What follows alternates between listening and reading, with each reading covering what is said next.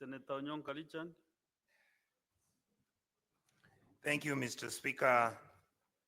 First of all, I would like to really commend my colleagues who have really articulated this issue as openly and as sincerely as we've been talking about it. I want to thank Honorable Buru Odinga for acknowledging that even when the model of PPP uh, has been accepted as the modus operandi of how we are going to run our projects in terms of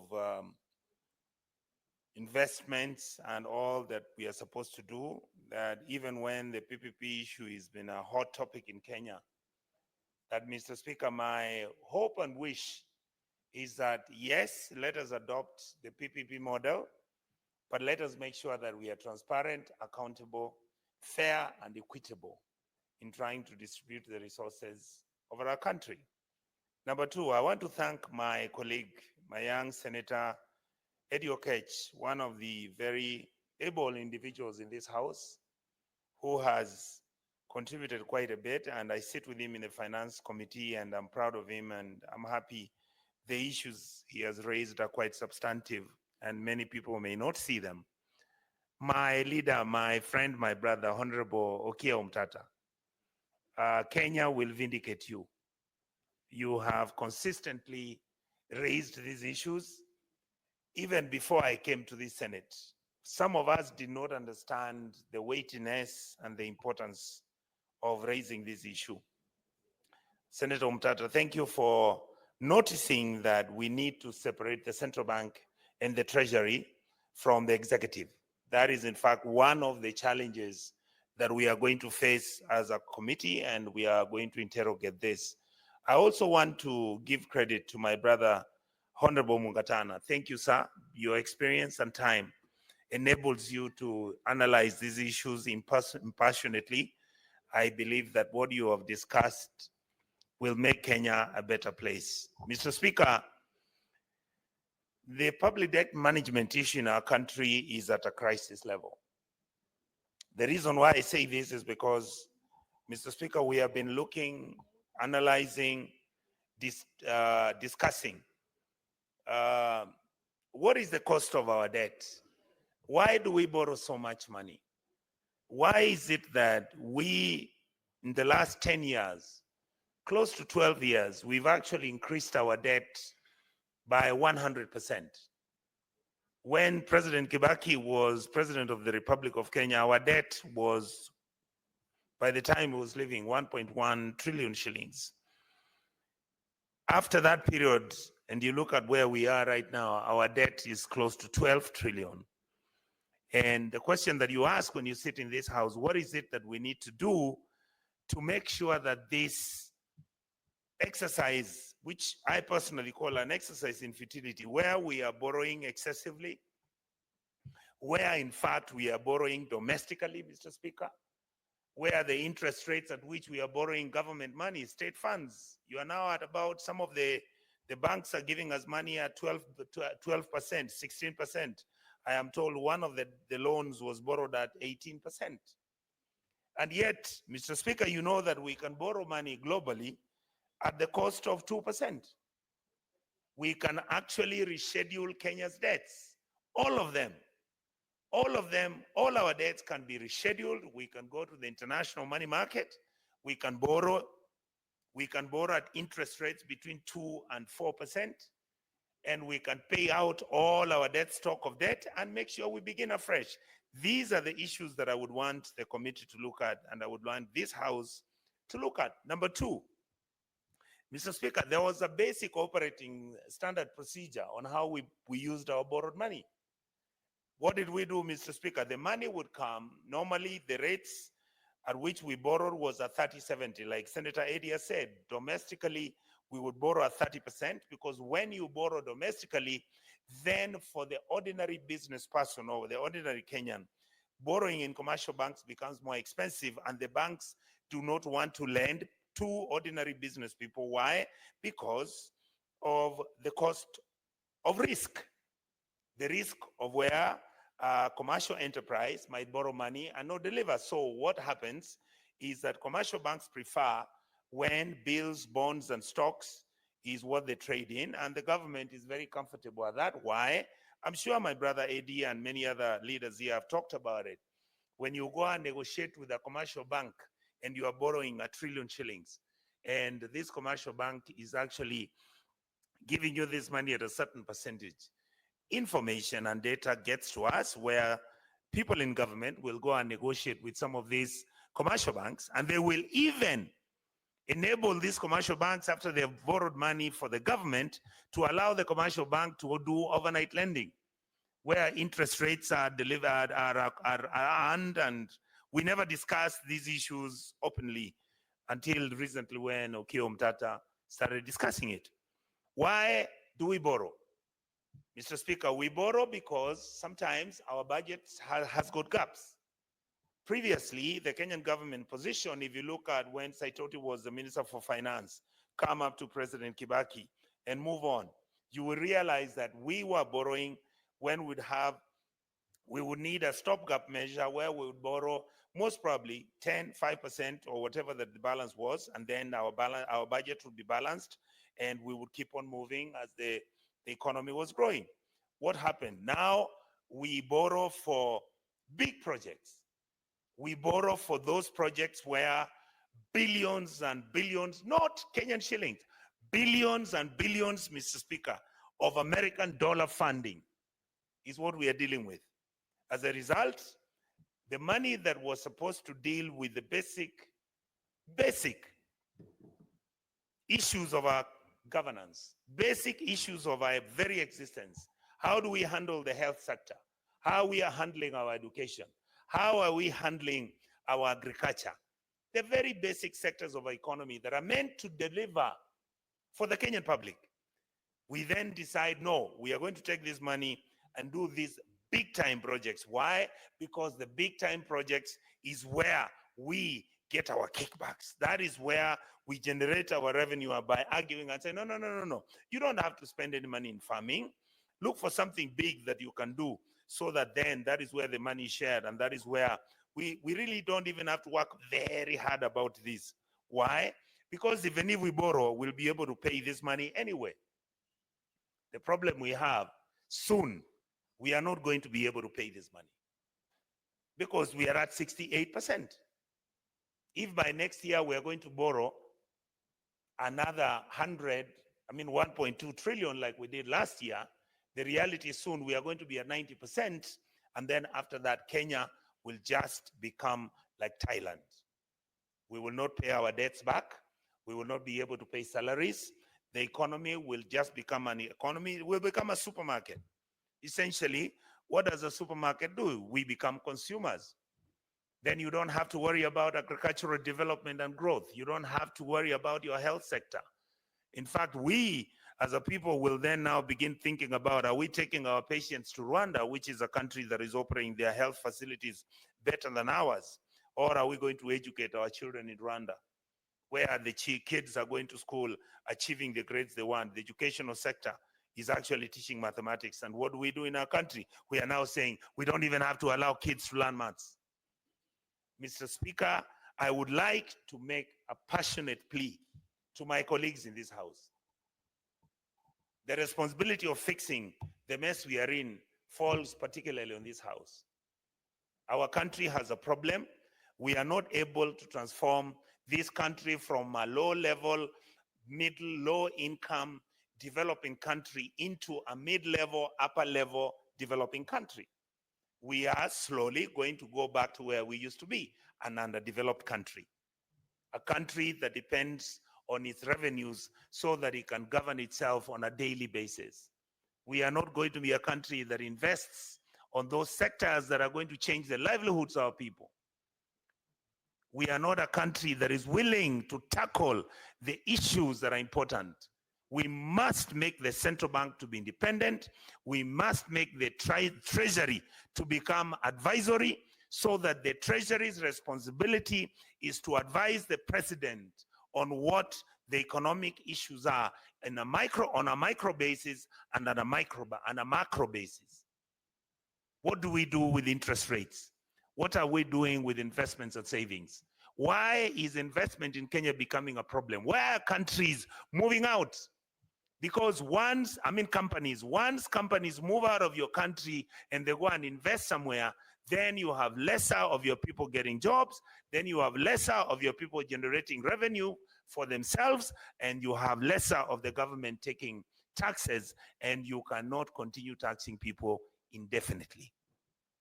Mr. Speaker, many of my colleagues have brought wonderful issues in this place. In this house, I am so happy with what is being discussed. We must make sure that we are able to make sure that the public debt management system is linked to the IFMI system. It is also linked to the own source revenue systems. How can you have a financial platform in your country that only deliberately has been cut into sections and bits and pieces because it makes it easier for those who are cutting deals and making money out of these state resources to do it without it looking seamless? And yet in reality, we are not seamlessly managing our debt and revenues, and yet we are seamlessly managing the stealing of those revenues and the resources. Mr. Speaker, I would like to insist that yes, the automation must be done on even how the withdrawals of payments for the repayment of the debts that we have. And yes, like Senator Eddie Okech has said, why don't we know what the debt stock in our republic is? You have the Auditor General giving you a different figure. You have the Controller of Budget giving you a different figure. You have the budget committee, the finance committee, when we were sitting the other day, the figure we are having of 12 trillion. Me, I believe that our debt right now is at about 14 trillion. Can we get this committee, the finance committee, and this house to make sure that all those 4 institutions are called and we are able to, even if it means, Madam Speaker, we are able to get a forensic audit to be done so that historically we can even know how much money we borrowed, where did the money go, who spent that money, all the Eurobonds we have gotten, how much money has been used to pay debt as we speak. And you know what is very interesting, Madam Speaker? Even when we are paying the debts, our debt never goes down. How can you pay 800 billion of debt every year, and yet the debt which you have of 12 trillion never goes down? It means the debts are actually not being paid. It means money is being siphoned off from the international money market, and we are told that this was collected so that we can go and pay our debts. And yet in reality, Madam Speaker, what actually happens is that this money cannot be accounted for by any of our institutions that we have set up to guard what is happening in our country in terms of financial management. So, Madam Speaker, I would like to really plead with the committee and members of this House, and I can see we are now slowly beginning to have a critical mass. Let us make sure that we know how much we are borrowing. Let us make sure we know where the money goes. Let us make sure what we can do. Let us, in the process of achieving this, let us make sure that whatever money that we borrow is utilized fairly, equitably amongst all our counties. And let us make sure, Madam Speaker, that Kenyans begin to trust government. If we don't have an open government, even if the head of state sings from morning till evening, begging Kenyans to raise taxes for him, they will refuse. Why? Because they feel that we are not being open enough and we are not telling them the truth as to what is happening to their money and what is happening to the money that is borrowed for development for our country. Madam Speaker, I would like to say another issue. I have watched what is happening in our country, and I've seen this for quite a long time. And the reason is I've been around for a while. Unless we change the way we behave, unless we change the strategies that we use, unless we change the socio-political, economic behavior as leadership, we are taking our country in the wrong direction. Why do I say so? We have a country. You expect what runs the economy of this country is the private sector. The private sector, the small businesses, the big businesses, the mix between MDGs, all these groups, when you put them together, that is the engine that is supposed to drive our economy. But you see, Madam Speaker, right now in Kenya, our economy is being driven by the national government. That is why everybody wants business in government. That is why everybody wants to do deals in government. That is why any transaction you see, everybody would want to own a piece of land owned by government. Everybody would want to have every single transaction we are conducting today is actually about government. How I plead with my colleagues here that we change that to the point where we agree that the private sector is going to be the driver, is going to be the engine that is going to change the country, the direction it's going. That we have an economy that grows, the cake becomes bigger. We are responsible how we use our donor funds. We are responsible how we use all the money that we borrow, and we are responsible how we use the taxes that we collect from Kenyans. And Madam Speaker, my honest observation and honest feeling is that we are failing on all those gaps. And therefore, I would like to say that what works, let us follow it up. Let us make sure that our GDP ratio to debt and to borrowing should come down to 50-50. And let us make sure that when we borrow funds, we borrow externally, because money is cheaper at the international money market. We can go 70-30 as we have always been. And I had Honorable Buru Odinga mention, and it's true because of the institutional memory. He was in the treasury. There was a time when the Kenyan government borrowed any money, Madam Speaker. 30% of that money was grants. 70% is what we paid. And the loans were concessional, the loans were long-term, the loans were very soft. That is how you change and develop the development areas in our sectors. Madam Speaker, I would like to finally say that there has been this argument historically, which started about 10 years ago, that all the money we get, whether we borrow it or domestically, what we want to do is make sure that we actually use this money to do mega projects, where you want to spend 500 billion, where you want to spend 150 billion. Madam Speaker, Kenya just needs for us to fix the health sector, fix the education sector, make sure that we fix the basic roads. Make sure that there is an ease to do business. Make sure that the Kenyan public appreciates that our education is running well, that we are funding university students well, that the primary school must. Why can't we give free education, Madam Speaker, to our poor people in this country? Why? Because Kibaki did it. He was using 72 billion to take primary, secondary, and university students for free education. Right now, the Ministry of Education is given 640 billion shillings. And we can't give our children free education. And we borrow this money. We are spending 640 billion shillings for the education sector. And we are not able to give free education to our students. And you hear all these things about who prints books, where the money is going. I mean, Madam Speaker, for us to fix our country, yes, this House can come up with the recommendation, but unless we have structures and institutions that are going to be the defense mechanism we use about our bad behavior, we will not go anywhere. Why? Because, Honorable Mtata, you notice every single time in our republic, at least, I'm so happy it's been like nearly a week that you have not seen a scandal. There's scandal after scandal after scandal about public money. Can we stop the abuse, the misuse, the wastage of public funds so that we serve the Kenyan public with the dignity they deserve, so that we can leave a country that is better than we found it? And my worry is many of us may not see the contradiction of where we are. We are a country that has got a budget that can run between 6 to 7 countries within the East and Central African region. What we have as a budget can run those 7 countries.